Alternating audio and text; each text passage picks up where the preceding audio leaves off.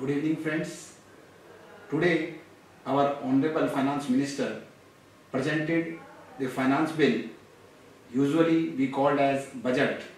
in the Parliament, and there are number of changes which you must have witnessed in the direct taxes as well as in the indirect taxes. In the indirect taxes, since we are very hopeful that the GST will be implemented maybe from the 1st of July 2017, there are only 10 changes which we are going to discuss through this medium. Friends, there are the two category of changes which are brought in by this finance bill by the Honorable Finance Minister. The first, there are the 5 changes which will be implemented, which will become applicable from the 2nd of Feb, that is tomorrow, and then I will be discussing you the 5 changes which will be applicable from the date of the President assent will be there on this finance bill 2017. So friends, first we will discuss the 5 changes which will become applicable from tomorrow, that is 2nd of Feb 2017. Friends, you are aware that in the post negative list era, when this from the 1st of July 2012, when this negative list system was introduced, there was, apart from a negative list, there was a mega exemption via notification number 25/2012, which brought in the various exemption to the service provider. My dear friends, there are more than 60 clause in that in the mega exemption, and there are the 3 amendments through this finance bill and notification number 7/2017 into that mega exemption. The first change is in the clause 9A of the mega exemption. My dear friends, in the clause 9A, there is an exemption available to the IIMs for various type of courses, and that course includes all the residential post-graduation course. And my dear friend, I just wish to clarify you that by notification number 77/2017, they have removed the word residential from that particular clause, meaning thereby even if the IIM is offering a course which is a postgraduate program but not residential, still the exemption will be available to the IIM. Now friends, coming to the second amendment, which is through the notification number 7/2017, applicable from the 2nd of Feb, is in relation to a new scheme, that is the regional connectivity scheme, wherein a viability gap funding project will be there, and in case somebody is providing the services in relation to this regional connectivity scheme, then the exemption for next 1 year from the date of its inception will be available. So once this fund will be created, this scheme will be launched, the exemption will be available for 1 year, and this is being introduced through the clause number 23A under the mega exemption. Now coming to the third change, which is again not of a normal case, because it is something related to the army, so routine we are not dealing with the same, that is the services provided in relation to the insurance.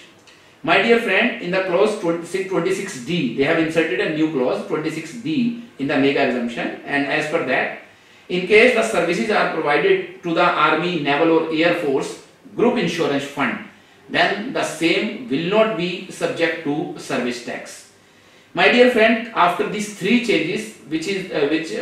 will be there from tomorrow in the mega exemption, now we have the second category of changes which again will be applicable from the tomorrow, that is 2nd of Feb 2017, and that is in category of Senvet credit rules. Now my dear friend, under the Senvet credit rules 2004, you are aware that under the rule 6 we have a facility available that either I have to maintain the separate books of accounts to claim the 100% of the credit which is related to our taxable services, and we have to reverse the credit which is in relation to the exempted activity. Then we have a rule 6.3a which says that okay, in case you have a taxable as well as exempted services, you are not maintaining the separate books of accounts, then you have to claim a proportionate credit into your taxable turnover. Say you have a taxable turnover of rupees 5 lakhs, you have a exempted turnover of rupees 3 lakhs. So 5 by 8, that is 5 lakhs divided by 8 lakhs, you can claim the SENVET credit available to you. Now my dear friend, in that particular rule, that is rule 63A, there was a clause rule 63D, which was in relation to the banking and the NBFCs. And in the case of a banking and NBFC, there were two options available to the banking sector and the NBFC, that either they can claim the 50% of the credit, whatever the credit is available, they don't have to go for a proportionate scheme, which is I explained you, or they can go for a normal scheme which is there under the rule 63A. So bank have the two options, either go for 50% or go for a proportionate credit, which is I explained you the methodology. Now my dear friend, while going for this methodology under rule 63A,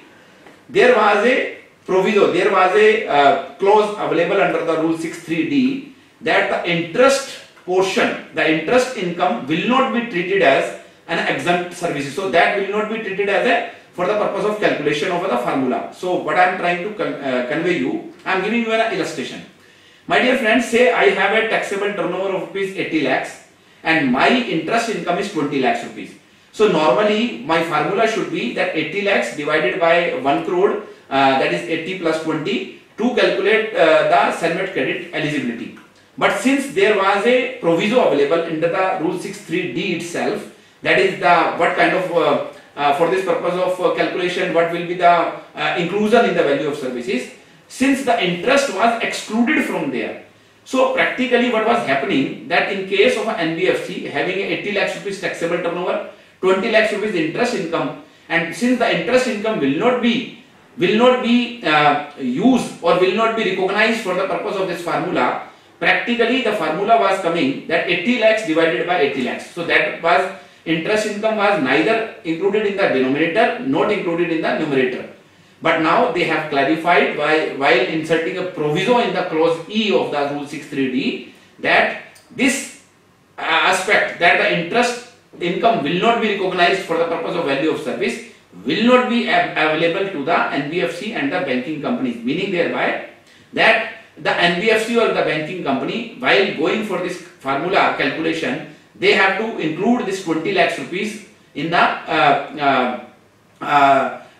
denominator part, that is 80 lakhs divided by 1 crore, that is they have to go for a 80% credit available to them, or they can go for a 50% scheme which is available to them.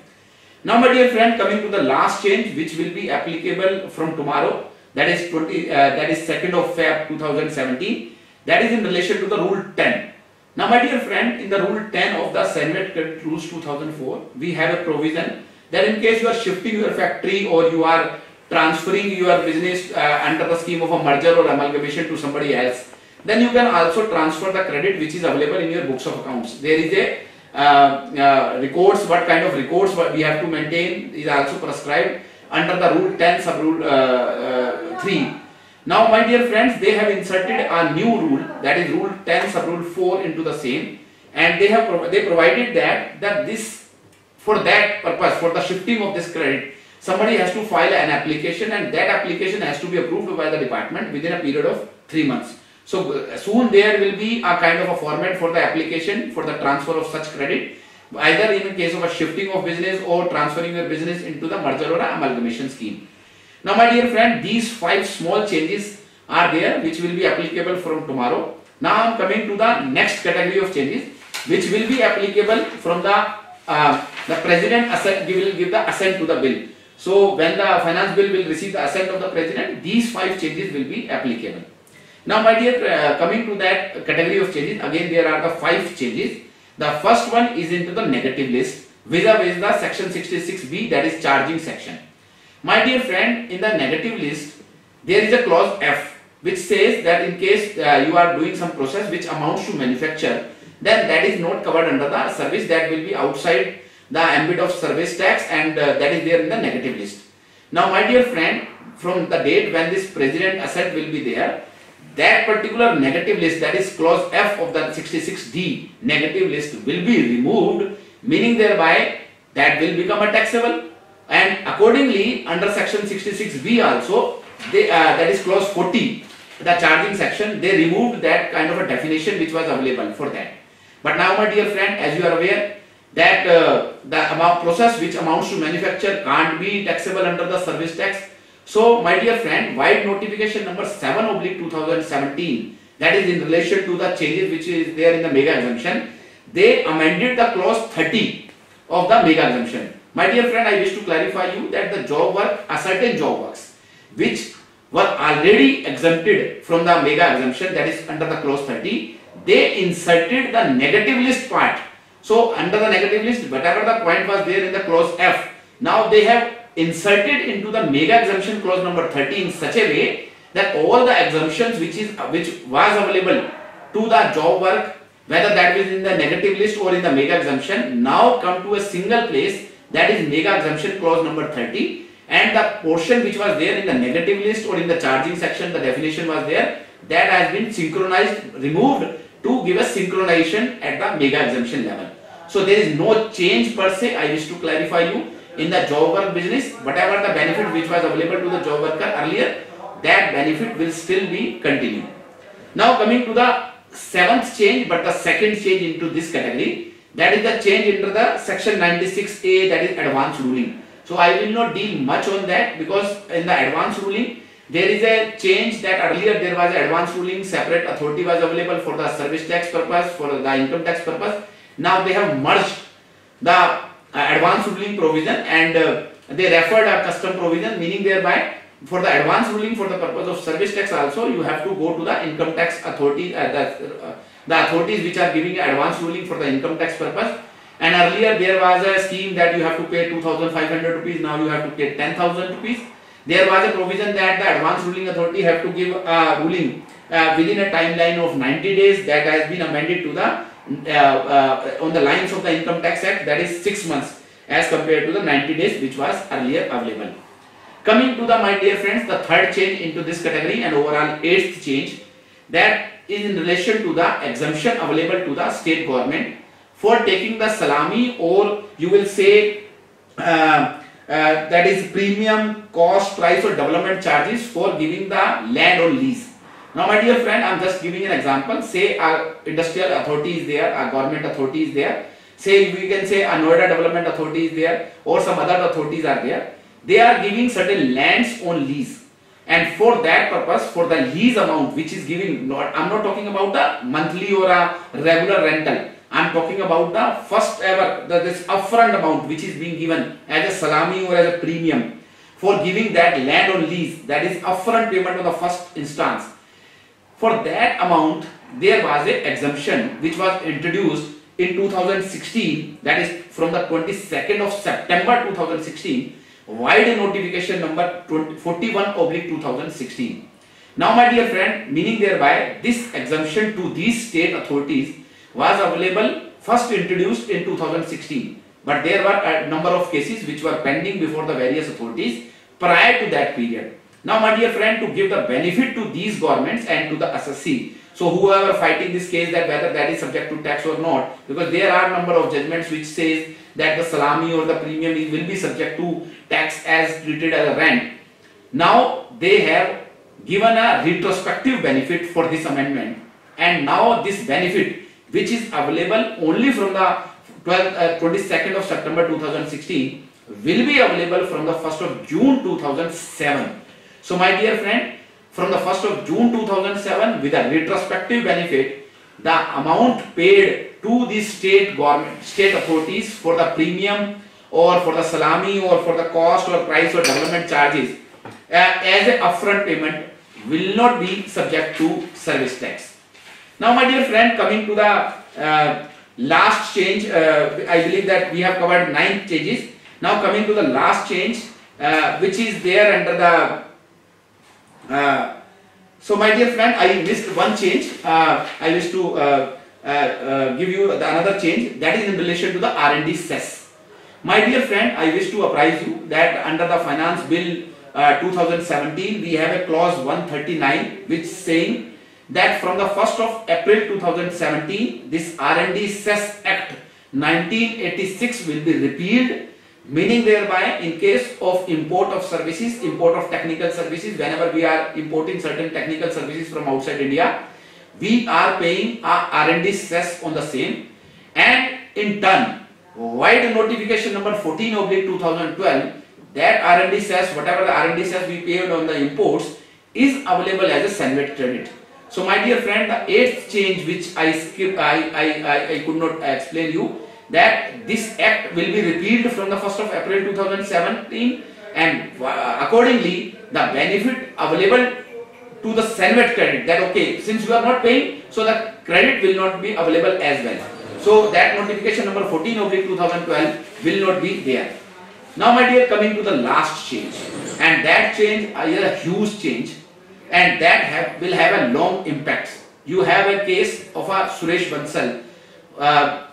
in relation to the High Court, given the decision that in case of a builder, that is will not be subject to service tax because there is no valuation provision, specifically excluding the land of the value of the land is not there.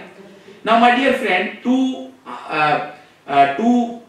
streamline the entire process, what I am trying to convey you, that whenever we are doing a builder related services, say a builder is there which is providing the services to the prospective customer, you are aware that the service tax is applicable from the 1st of July 2010. Now there is a value of land, there is a value of goods being, say for example cement and steel, and there is a value of services being provided under a composite contract. Under the composite contract, when we were providing the services of a builder, the taxability portion is defined under the abatement notification. There was a notification number 1/2006 which says that you have to pay the service tax on the 25% value. Later on, while notification number 26/2012, that abatement was reduced from 75% to 70%, and then accordingly there were number of slabs which were also provided. But at the same time, while giving this benefit of abatement notification, earlier there was no Senvet credit available, and after the 2012 there was a availability of the Senvet credit as well. But the issue was that when we have a land cost even ranging up to the 60% value of the total project, how to derive out the value, how to deduct the value of that land, and certain times there were issues that the 60% is the land value, 20% is the material value, or 30% is the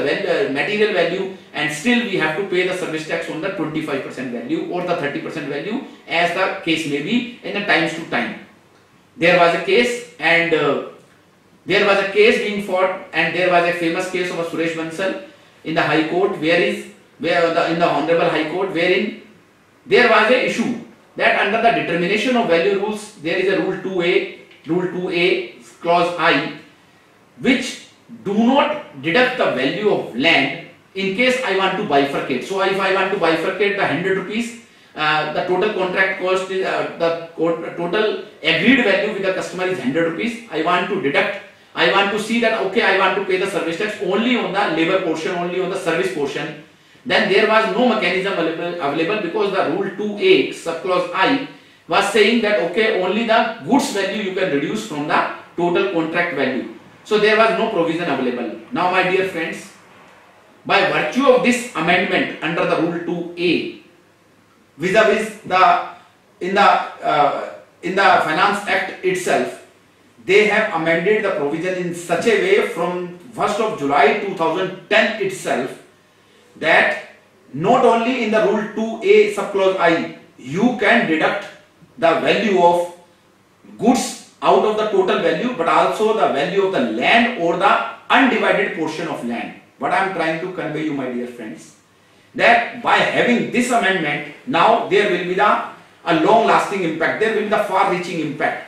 that under the Rule 2A, we will be having the two options available to the builder. A,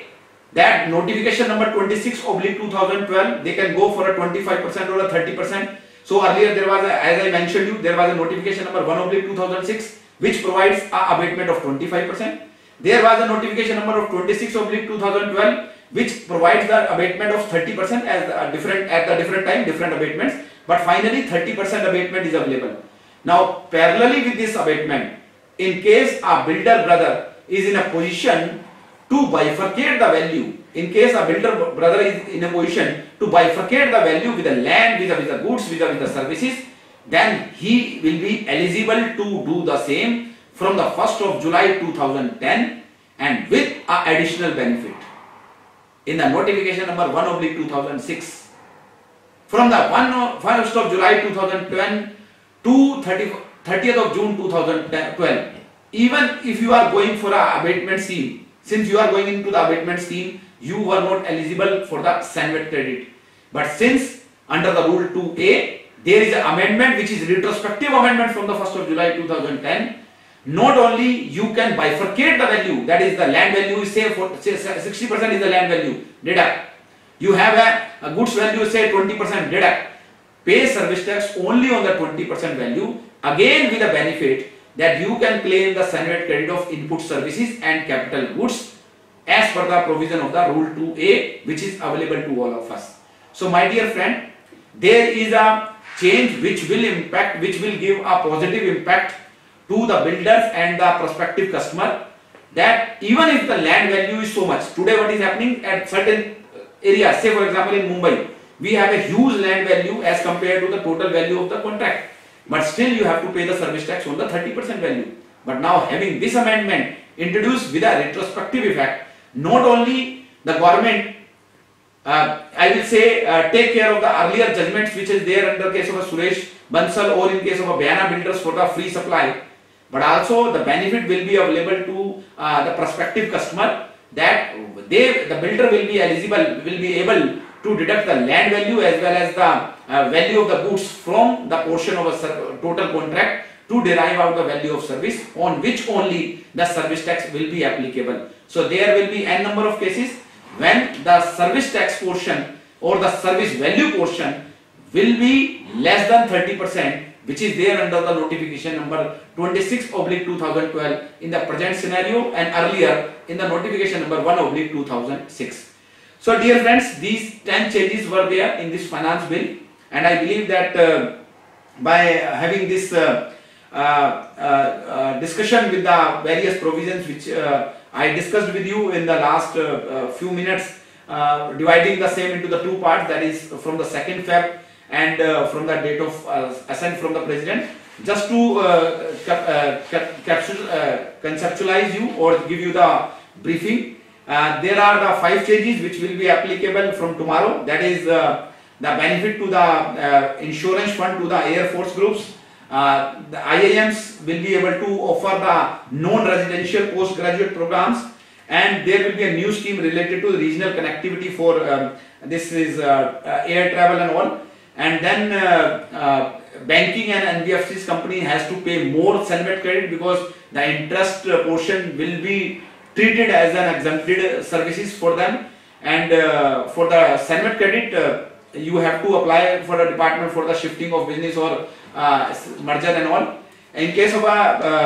changes which is there from the date of the President, assent will be there. The first change is the synchronization of the job work benefits. Advance ruling provisions will be synchronized with the income tax provision. R&D cess will not be there in the times to come from the 1st of April. And the benefit in relation to the state authorities for this salami and all will have a retrospective effect from the 1st of June 2007. Apart from the provisions which I discussed you in relation to the builder vis-a-vis the rule 2A of the determination of value rules 2006. So with this, I convey my sincere thanks to all the friends who are listening, and have a happy learning to all of you. Thank you very much.